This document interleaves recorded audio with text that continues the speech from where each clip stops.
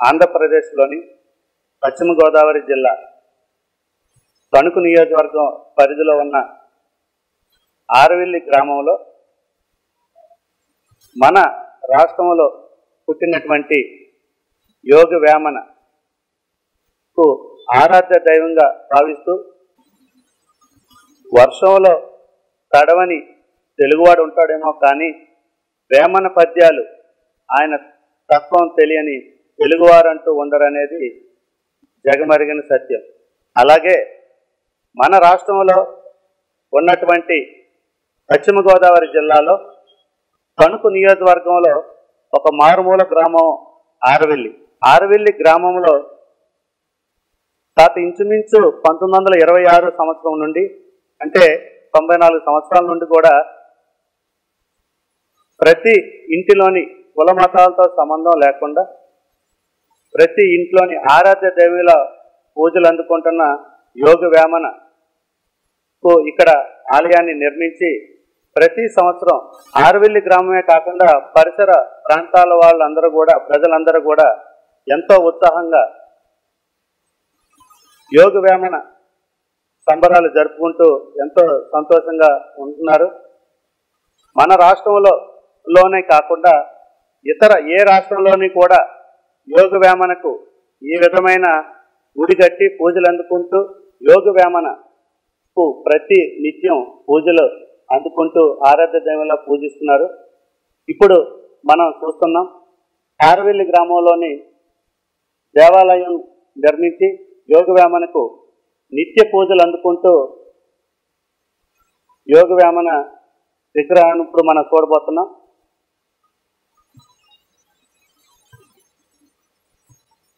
(1926) నుండి ప్రస్తుతం 94 సంవత్సరాల చరిత్ర కలిగిన యోగి వేమన గుడి గురించి ఈరోజు మనం తెలుసుకోబోతున్నాం. అలాగే ఇప్పుడు వేమన గారికి ప్రతి నిత్యం పూజలు చేస్తూ ఇక్కడ మనకి అందుబాటులో పూజారి గారు ఉన్నారు. వారిని అడిగి గుడి విశేషాలు, గుడికి పూజలు ఏ విధంగా జరిపిస్తున్నారు అనేది తెలుసుకుందాం. మీరు చెప్పండి, మీ పేరు? నా పేరు శ్రీనివాస గోపాలాచార్యులు. అత్తిలి మండలం ఆరవిల్లి గ్రామంలో 1954 నుంచి కూడా ప్రతిష్ట అయిన దగ్గర నుంచి కూడా ఈ యొక్క బ్రాహ్మణ యోగి స్వామివారికి దీపము, ధూపము, పండు ఫలము స్వామివారికి నివేదన చేయడం ఆనవాయితీగా జరుగుతున్నది. అప్పటి నుంచి కూడా నేనే ఆ బ్రాహ్మణ యోగి స్వామివారికి చేస్తున్నాం. జనవరి 18వ తారీఖు ఎక్కువగా 5 రోజులు కూడా ఇక్కడ అట్టహాసంగా వైభూతంగా రామయోగేంద్ర స్వామివారిని చూడడానికి చుట్టుపక్కల గ్రామాల నుండి రావులపాలెం ఇతర దేశాల నుంచి హైదరాబాదు అందరూ ఇట్లంతా కూడా రామయోగేంద్ర స్వామివారిని చూడడానికి ఈ యొక్క జయంతి సందర్భంగా అందరూ కూడా చూసి ఆ 4 రోజులు ఉంటారు. మన చైర్మన్ గారు వెలగరామరెడ్డి గారు చెప్తారు. ఇప్పుడు మనం చూసాం గుడి యోగి వేమనకు ప్రతినిత్యం పూజలు చేస్తూ వారిని నమ్ముకొని ఇదే గుడిలో పూజలు చేస్తున్న మన పూజారి గారితో మన పరిచయం జరిగింది. అలాగే ప్రతి సంవత్సరం 94 సంవత్సరాల నుండి ఇక్కడ ఆరవిల్లి గ్రామంలో ప్రతి సంవత్సరం ఎంతో అంగరంగ వైభవంగా యోగి వేమన ఉత్సవాలు జరుగుతున్నాయి. రాష్ట్రంలోనే ఆరవిల్లి గ్రామంలో యోగి వేమనకి జరుగుతున్న ఉత్సవాలు మరి ఎక్కడ జరగని విధంగా ఇక్కడ ఉత్సవాలు జరుగుతున్నాయి. ఆ ఉత్సవాలకు సంబంధించిన పూర్తి బాధ్యతలు తన భుజాలపై వేసుకుని రాష్ట్రంలో యోగి వేమనకి సంబంధించిన కవుల్ని, పెద్దల్ని అతిథులుగా పిలిచి అలాగే ప్రముఖులను అందరినీ పిలిచి ఎంతో ఘన సత్కారాలు చేసి ఆరవెల్లి గ్రామమే కాకుండా యావత్ ఆంధ్ర రాష్ట్రంలోనే ఉన్నటువంటి యోగ వేమనకి సంబంధించిన సంఘాలు కానివ్వండి, ఆయన భక్తులు కానివ్వండి, అందరూ కూడా తండోపతండాలుగా జనవరి 18వ తారీఖుని ఆరవెల్లి గ్రామం వచ్చి ఇక్కడ యోగ వేమన ఉత్సవాల్లో పాల్గొంటారు.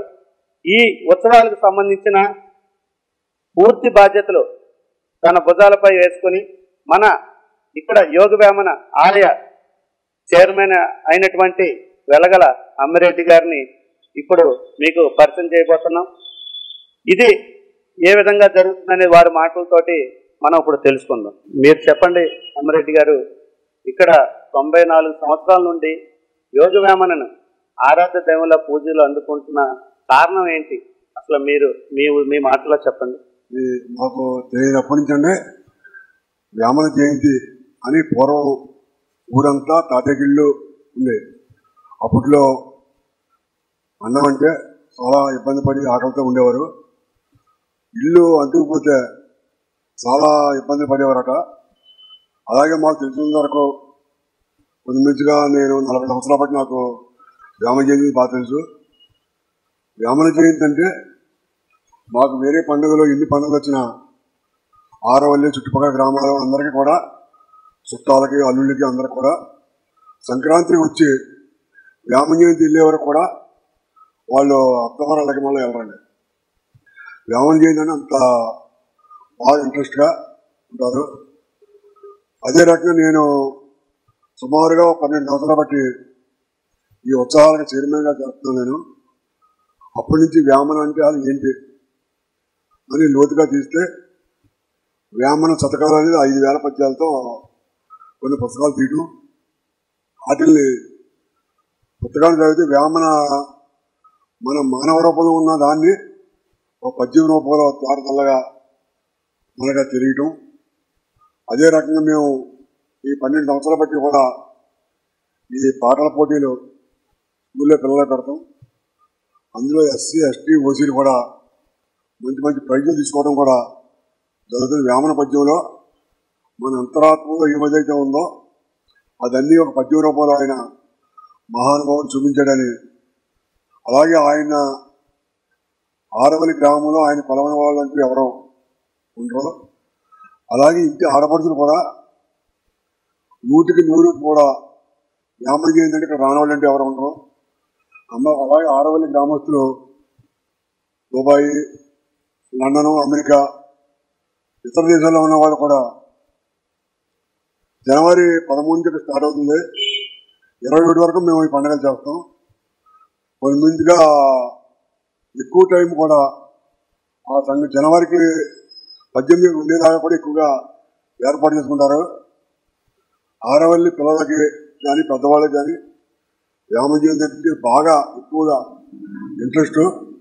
అలాగే ఆయన మాత్రం ఇంకా కులదైవంగా కొంత కుల మతాలకు అతీతంగా అన్ని కులాల వారు కూడా ఆయన్ని ఆరాధైవంగా తీసుకుంటూ నాకు తెలిసినంత వరకు ఆయన పద్యాల్లో చాలా భావం ఉంది. మనం ఆయన పద్యం చదివి ఏ పనికైనా ముందుకెళ్తే మనం దాన్ని తీరిగ్గా జయించుకురావచ్చని నా అభిప్రాయం. అలాగే మన వేమన గారిని వదిలే సాయంత్రం నైవేద్యం పెడతాం ఆయనకి. అలాగే పోదాగా నియమించడం, ఆయన చేయటం, ఇవన్నీ కూడా జరుగుతున్నాయి. చాలా దేవుని ఎలాగైతే పూజించారో అంతకన్నా ఎక్కువగా మనం వేమన ఆరవల్లిలో పూజించడం అంటే నిజంగా ఆరవల్లికి చాలా అదృష్టమని భావించుకుంటున్నాం. అమ్మిరెడ్డి గారు తన మాటల్లోని వేమన గారి గొప్పదనాన్ని తెలియజేశారు. అలాగే ప్రతి సంవత్సరం ఈ ఆరవెల్లి గ్రామమే కాకుండా పరిసర గ్రామాల్లో కూడా ప్రభుత్వ, ప్రైవేటు పాఠశాలలో పిల్లలందరికీ వేమన శతకాలని పంచుతూ వాళ్ళలో పోటీని పెట్టి బహుమతులు కూడా ఇస్తున్నారు. వేమన పుస్తకాలను అసలు ఎందుకు ఇస్తున్నారు, వాళ్ళలో పోటీ ఎందుకు పెడుతున్నారు అనేది కూడా వారి మాటల్లో మనం తెలుసుకుందాం.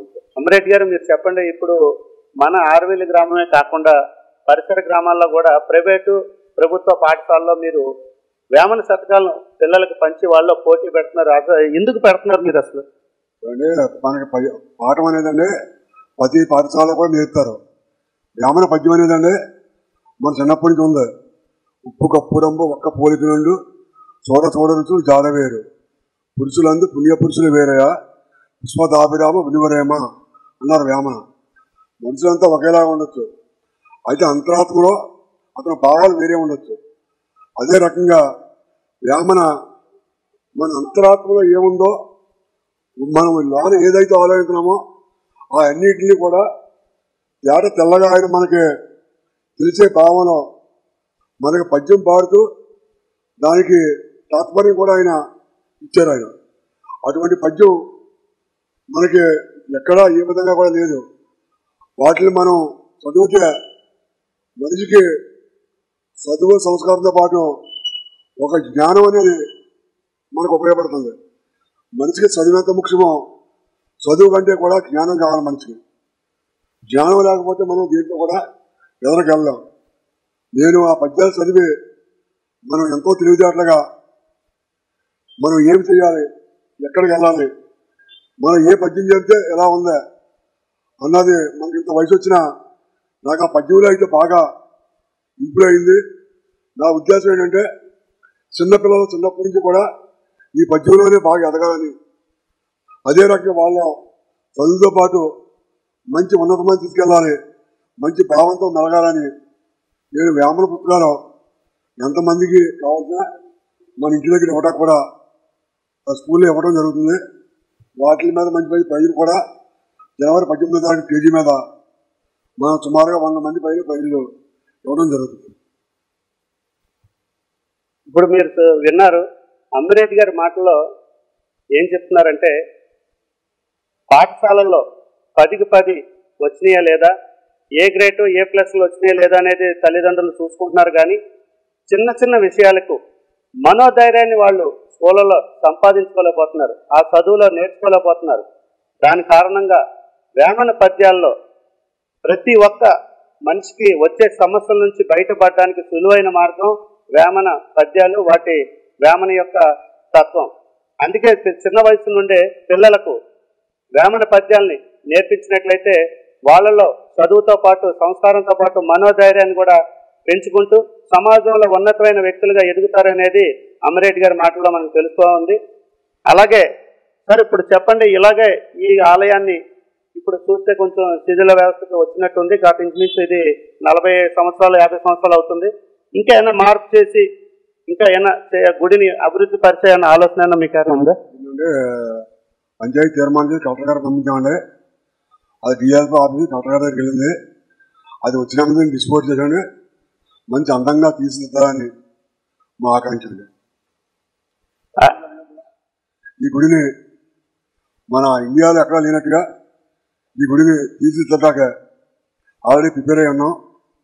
అలాగే ఆరవల్లిలో వెంకటేశ్వర దేవాలయం, కనకదుర్గమ్మ దేవాలయం, అలాగే గ్రామదేవతల దేవాలయం ఇవన్నీ కూడా అభివృద్ధి చేయడం జరిగింది. అలాగే వేమన గుడిని కూడా చరిత్రలో లేని విధంగా అభివృద్ధి చేయడానికే మనం కలెక్టర్ గారి పర్మిషన్ కోసం చూస్తున్నాం. మీరు విన్నారు కదా, యోగ వేమనను అనంతపురం జిల్లాలో కటోరపల్లిలో ఆయన జన్మస్థానం అయినప్పటికీ పక్క రాష్ట్రాల వాళ్ళు కూడా ఎంతో ఆరాధ్యదయంగా పూజిస్తున్నప్పటికీ అమ్మిరెడ్డి గారి మాటల్లో ఆరవెల్లి గ్రామంలో యోగ వేమనకు భారతదేశంలోని ఎక్కడా లేనంత విధంగా ఇక్కడ ఆలయాన్ని నిర్మించి ఇంకా వైభవంగా సంబరాలు జరిపిస్తామని చెప్పేసి అమ్మిరెడ్డి గారి మాటల్లో తెలుస్తూ ఉంది. అలాగే ఇప్పుడు మన వద్ద అమ్మిరెడ్డి గారి తనయుడు కూడా ఇక్కడే ఉన్నారు. వారి మాటల్లో కూడా కొన్ని విషయాలు మనం తెలుసుకుందాం. మీ పేరు? విజయభాస్కర్. మీరు ప్రతి సంవత్సరం నాన్నగారు చైర్మన్గా ఉన్నారు కాబట్టి యోగ వేమన ట్రస్ట్కి ఆయన చైర్మన్గా ఉన్నారు కాబట్టి ఆయన ఎంతో అంగరంగ వైభవంగా సంబరాలు జరిపిస్తూ ఉంటే మీరు ఆయనకి ఏ విధంగా సహాయ సహకారాలు అందిస్తున్నారు? అంటే నాతో పాటు ఊర్లో ఉన్న యూత్ అందరూ కలిసి ఆయనకి కమిటీ మెంబర్స్ 30 మంది ఉన్నారండి.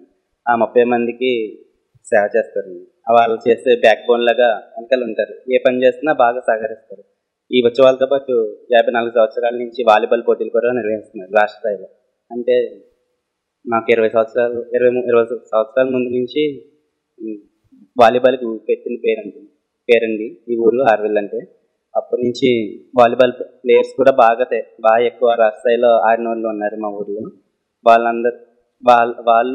పిల్లలు యూత్ అందరూ కలిపి పోటీలకి మొత్తం ఈ కమిటీ చేసే పనులన్నిటికి ఉత్సవాలన్నిటికి ప్రతి సంవత్సరం వాళ్ళ సహకారాన్ని అందించి మా డాడీకి బాగా హెల్ప్ చేస్తారు. కమిటీ యూత్ మొత్తం ఊరంతా బాగా సహకరిస్తుంది. చాలా సంతోషం అండి. ఇక్కడ వాలీబాల్కి ఆటకి ఇక్కడ ప్రాముఖ్యత ఉంది. అలాగే విజయభాస్కర్ రెడ్డి గారు చెప్పిన విధంగా తండ్రి గారైన అమ్మిరెడ్డి గారికి పూర్తి సహకారం విజయభాస్కర్ రెడ్డి గారు అండ్ యూత్ టీం తరపు నుంచి పూర్తి సహకారం అందిస్తానంటున్నారు.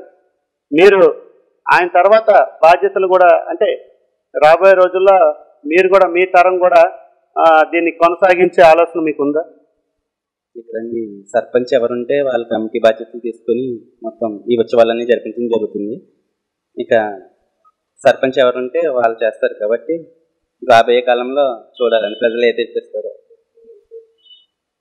విజయభాస్కర్ రెడ్డి గారు చెప్పేది ఏంటంటే ఇక్కడ సర్పంచ్గా గ్రామ సర్పంచ్గా ఎవరైతే ఉంటారో ఎవరైతే అధికారులు ఉంటారో వారు ఈ ఉత్సవాలు చేయడానికి పూర్తిగా బాధ్యతలు వారు తీసుకుంటారన్నమాట.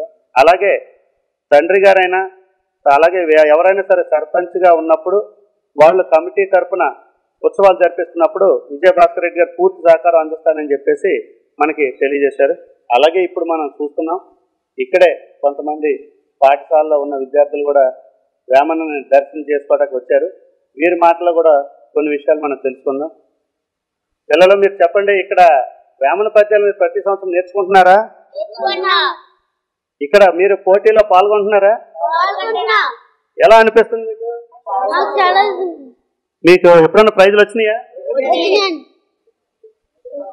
ఈరోజు మనం ఆర్వెల్లో వెలిసిన యోగ వేమనకి సంబంధించిన విశేషాల గురించి తెలుసుకున్నాం. రాష్ట్రంలో ఉన్నటువంటి యోగ వేమనకు సంబంధించిన భక్తులు కానివ్వండి, యోగ వేమనకు సంబంధించిన సంఘాల పెద్దలు కానివ్వండి, ప్రతి సంవత్సరం జనవరి 18వ తారీఖుని మీరు ఆర్వెల్ వచ్చి యోగ వేమనను దర్శనం చేసుకున్నట్లయితే మీరు ఇక్కడ జరుగుతున్న సంబరాల గురించి మీరే స్వయంగా చూసి తెలుసుకుంటారని కోరుకుంటూ రాష్ట్రంలో ఉన్నటువంటి అందరూ కూడా యోగ వేమనను దర్శించుకుంటారని కోరుకుంటూ సెలవు తీసుకుంటాం.